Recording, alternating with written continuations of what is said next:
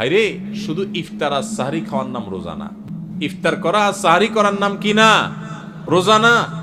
এটাতে রোজার স্ট্রাকচার দাঁড়ায়, কিন্তু রোজা ফাইনাল হয়, কমপ্লিট হয়, পূর্ণাঙ্গতা পায় যদি রোজা রেখে আপনি মুত্তাকি হইতে পারেন, যদি রোজা রেখে আপনি হারাম কাজ ছাড়তে পারেন, যদি রোজা রেখে আপনি খারাপ কাজ ছাড়তে পারেন। নবী করিম সাল্লাল্লাহু আলাইহি ওয়াসাল্লামের সেই হাদিসের দিকে তাকান, তিনি কি বলেছেন?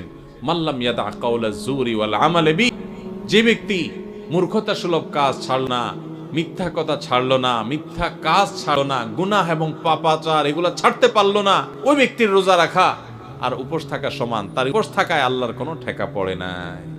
অতএব এই বছরের রমজানে আমরা আসেন আগে পরিকল্পনা করি, ভাইরা আমার, আল্লাহকে সাক্ষী রেখে আল্লাহর সাথে কথা দেই, আল্লাহ এত বছর রোজা রাখছি, তোমার রোজার মর্ম বুঝি নাই, এই বছর আমি রোজার মর্মটা একটু বুঝে রোজাটা সঠিকভাবে রাখবো। চেষ্টা করা যাবে না ইনশাআল্লাহ? আল্লাহ আপনি আমাদের সবাইকে তৌফিক দান করেন। আল্লাহ আপনি আমাদের সবাইকে মুত্তাকি বানিয়ে দেন, মুত্তাকিদের ইমাম বানিয়ে দেন, আমাদের তাকওয়া অর্জন করার তৌফিক দান করেন। আল্লাহ হারাম ছাড়ার তৌফিক দান করেন, হারামকে না করার তৌফিক দান করেন।